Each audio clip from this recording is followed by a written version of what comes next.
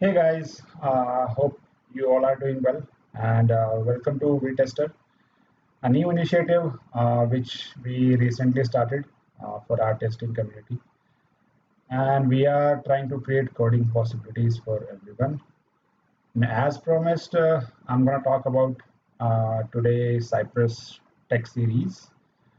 And in this series, we will be sharing weekly videos and we will learn together.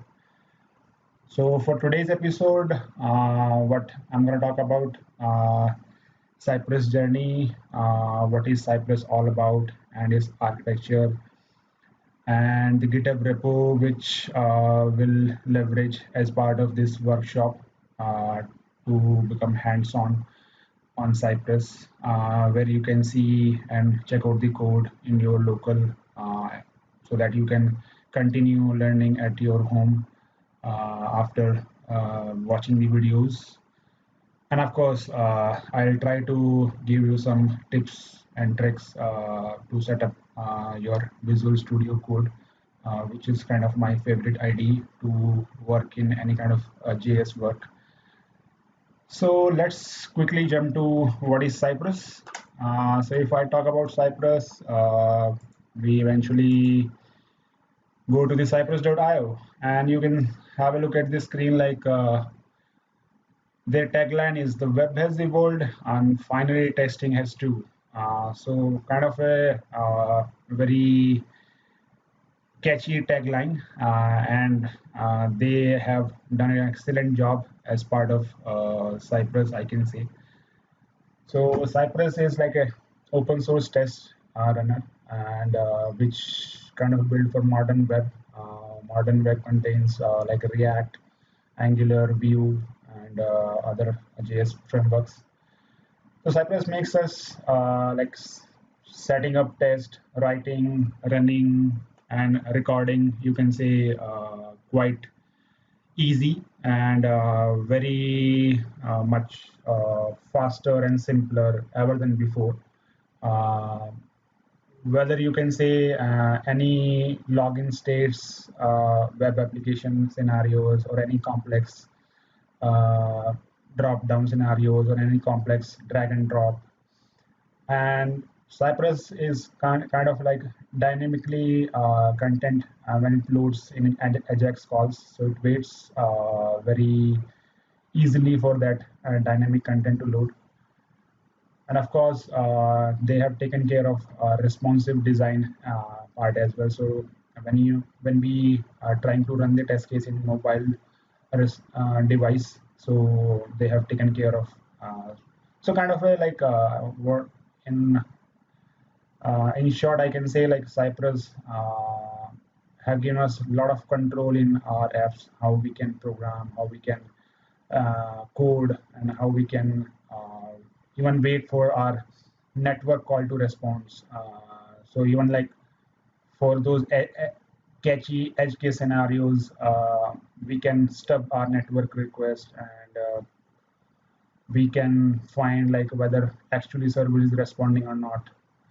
And that's what is Cypress about. And as we progress in this video, we'll learn more about all these excellent features of Cypress. So first, quickly jump to the, I can say, Visual Studio Code, and I'll walk you through what is the exact whole agenda of this workshop. So this is a testing workshop which is open source by Cypress guys, and Gleb is the engineering manager of Cypress. I have taken a permission from him to reuse this workshop as part of this text series. So you can see on my screen if you have Node 8 Plus and Git installed in your machines. So you can just quickly clone this Git repo. I'll show you that repo link as well. So here is the link. You can see this is the link cypress.io testing workshops. So this is an open source, so anybody can leverage as part of this testing. So coming back to the ID, like you have to clone the repo and then do some npm install packages install as part of this to make sure app is running up to write the test cases in Cypress. So basically, if I say there are three kinds of apps, to-do apps available as part of this testing workshop. One is like to-do MVC, and one is specifically for React app, and one is specifically for Redux. So we will gonna leverage these first two. I'll make sure like how we want to run and continue the workshop as part of this tech series. So if you can see, I'll go down a bit. You can see there are different topics they have given, like for a beginner, introduction to do MVC application, how you can load the page, how there are two ways to start the Cypress open, Cypress run, and what is all about Cypress.json. And selective playground is one of the biggest, I think I can say, feature we have in Cypress. And then how you can restate the database with Cypress cy.request, and stubbing and spy the network calls, then accessing application code and data. And for intermediate, you can see how you can setting up your end-to-end test with CI, and what is all about Cypress dashboard and reporters configuration.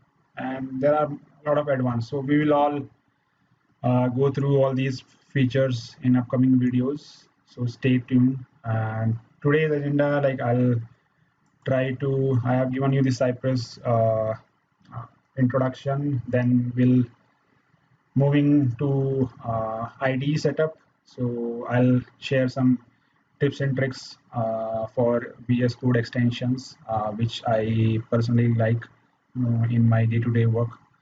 And then finally, we'll wrap up today's session with the Cypress architecture, so that in upcoming lectures, we can start writing the test from this, I can say, you can see this Cypress folder. If you open this folder, so you have all these basic adding items, selector playground, reset, which we just see in the GitHub repo. So are you excited? I am excited. So let's set up our IDE first. So first I'll share some tips. So let me go to File, Preferences, and Settings. First I'll set the font size some bigger, so you guys can have a quick look and big look. So I have set the font size, and I want to no, autosave is fine. Font family, yeah, tab size I was looking. So I generally like tab size should be 2 in JS. So we'll set this tab size as 2. And yeah, word wrap. So basically, I don't want to code to be off when I'm trying to make you understand as part of this video. So we'll make this on. So this is the settings, basic settings we want. But there are a couple of extensions I was talking about. So my favorite extensions in VS Code is Live Share, Live Server, and Bracket Pair Colorizer, Material Icon Theme, Git Lens, Git Graph, and JavaScript code snippets. So let's jump to this is the extension marketplace, where you can see all these enabled already. I have enabled. So these are the beautiful extensions. And if I talk about Bracket Pair Colorizer, yeah, so this one I was talking about. So this is excellent, I can say, extension developed by an engineer. This will help us to not to miss any kind of brackets. It will give always the different colors, and this will be very useful on your day-to-day work. This is the excellent extension. That's the beauty of VS Code, guys. So next one is like JavaScript code snippets. Yeah, this one I was talking about. So this is, I think we already have, so you guys must install this one. This will give you all the like I can say when you IntelliSense all kind of work we required, all kind of methods, and whenever we type dot against any function or method. So next one is I will say live server. Yeah, so this one, so this is also we have, so you can see in the right corner you'll see some go live button. If I click on this, so directly it becomes like a local host for me. When you have seen like developers do local host, so this kind of stuff I was talking about. So if you say, so my React app is ready. So this is the power of this extension, guys. And when next one I can see material icon theme. If you are fan of dark mode, so you can see my VS Code is in dark mode. So there are ample amount of theme you will get with this material icon theme. So if I install this one, this could be a good one. See, this is asking me which theme. So as of now, I'll stick to the current one only. Let's see. Yeah, so I think we are ready, and by end of this episode, I'll share with one excellent article with you guys, which has been written by my friend Chris. He has shared all kind of extensions which can be really very useful for your day-to-day work. So I think we have got the agenda for today's episode. And what I can say, you guys, again, I'll reiterate, we're gonna talk about this Cypress workshop. And these are the things which we're gonna cover as part of these workshops.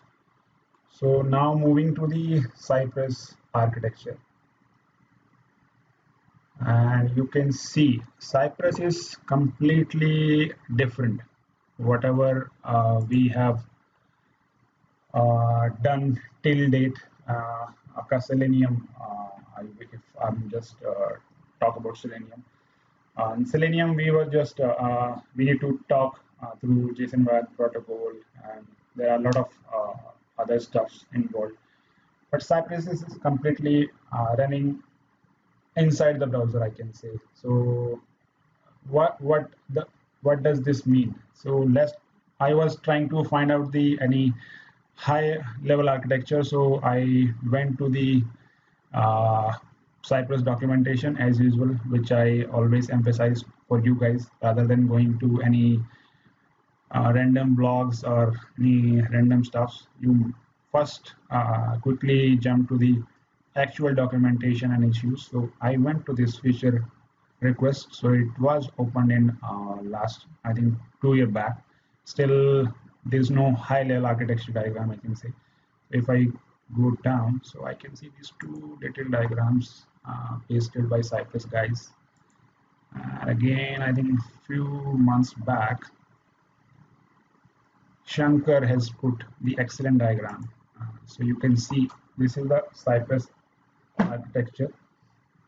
So behind Cypress, like Cypress is always behind the Node server process. So what I can say, like Cypress and Node work uh, constantly in touch, and they synchronize, they perform tasks on behalf of each other. And I can say like they have access uh, both front and back, and they gives us the ability the way developer do the development for any application in localhost.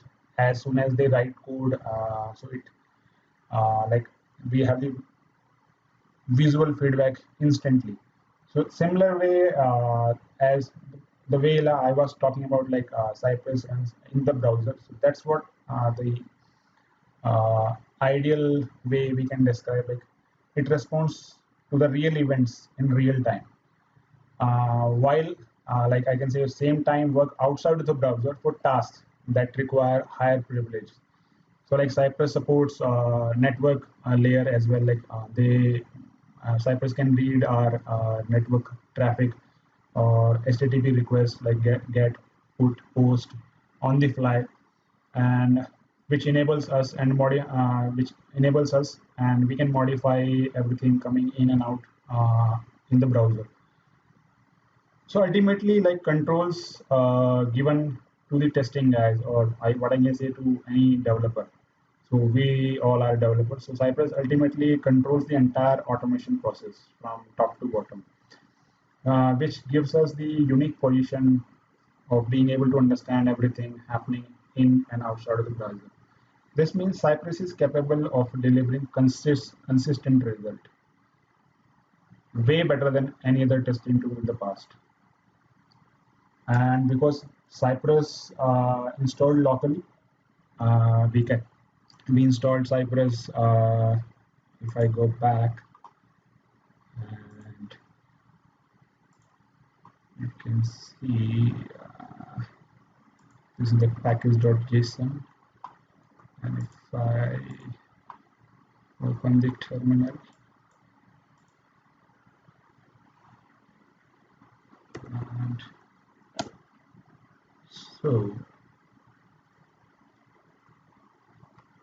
so this is the command to open Cypress. So let's see how it will give us the actual UI, which we are talking about since quite long in this video.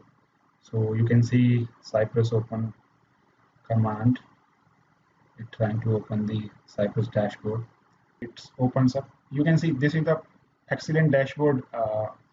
All kind of integration test you can see come up here, and you can see it supports different sort of browsers. Electron is by default. Chrome 83, I can see Firefox 77 beta, and this is the run state. So we'll come on this part. Settings, you can see all kind of configurations. These are the basic predefined settings: base URL, Cypress fixtures, and if I talk about it, displays the node version which I have in my local machine. Proxy settings. This is absolutely necessary, guys, if you are behind corporate proxy. And I think that I'll definitely do a short video how you can set up Cypress in your office network, because I have struggled a lot. And if you, I'll give you some tips and tricks how you can make sure, because as of now Cypress doesn't support if proxy is disabled in your office. So you can just only work with Electron browser in your office, and Build doesn't support. So I was talking about like all these specs you can see here. If I just run these specs and see the magic of Cypress, so you can see dashboard will open.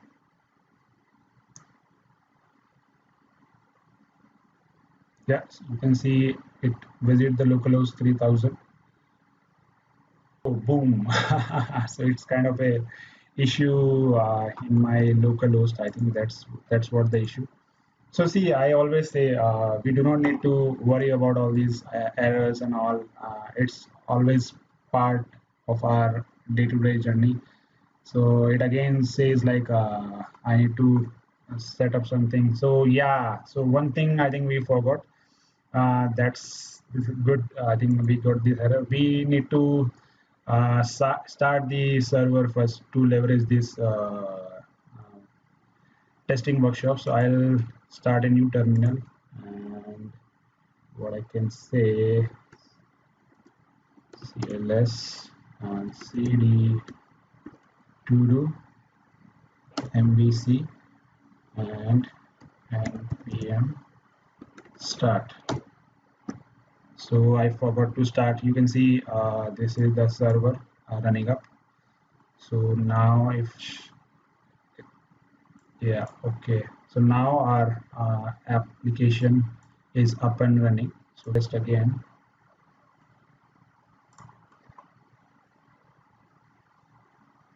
so yeah, you can see now it quickly reload all the test, and if I run the entire suite, you can see how quickly it will perform all kind of test. Oh, oops, again some error. So we'll look into this. So if I'll give you, suppose if I start with second test only. So actually I was exploring the all kind of stuff. So might be somewhere I have broken any test. So you can see all these data I have put before actually launching these videos.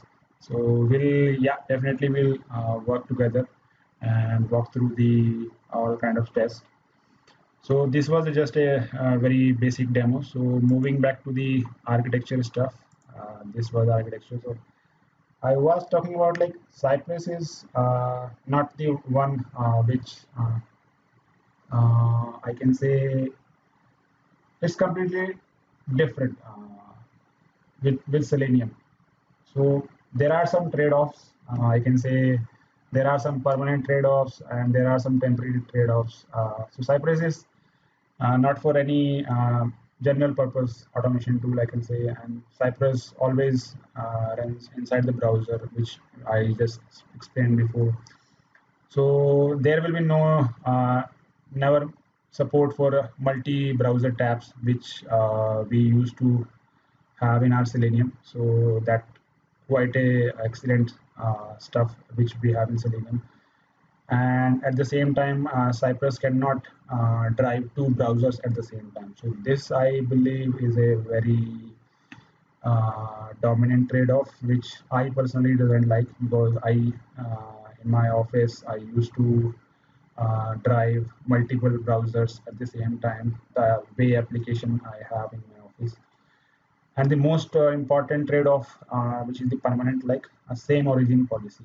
And so what is same origin policy is like when you type google.com, let me just give you the example directly. Uh, just a second. So we'll move to the docs. So as I always say, we should start reading the docs, which is the excellent stuff Cypress guys has so did as part of this. So you can see same origin policy. So this is the main trade-off, I think. So you can see if something is has been changed between the browsers, between the test. So that means like Cypress is trying to navigate to www.cypress.io, and if still docs.cypress.io. So till this point is all fine. But if you are trying to visit apple.com and post this visit, if you are trying to visit some amazon.com or flipkart or google, so there will be a problem. So it doesn't support in Cypress. So but this was very well work in Selenium, Akka Selenium. So this problem we can resolve by reusing this, by leveraging the it blocks. like in Jasmine framework, we used to have it and describe in Protector. Similar way, we'll leverage Mocha here inside Cypress. They have leveraged the Mocha framework. So we can see how we can overcome this problem. So in one hit block, you can leverage apple.com, and in second, you can go with the google.com. So this is the main trade-offs which I have discussed today. I hope I make sense as part of this video, and as this is my very first video, so bear with me guys. So I'm trying my level best to give you the excellent tips and tricks which I make in my career.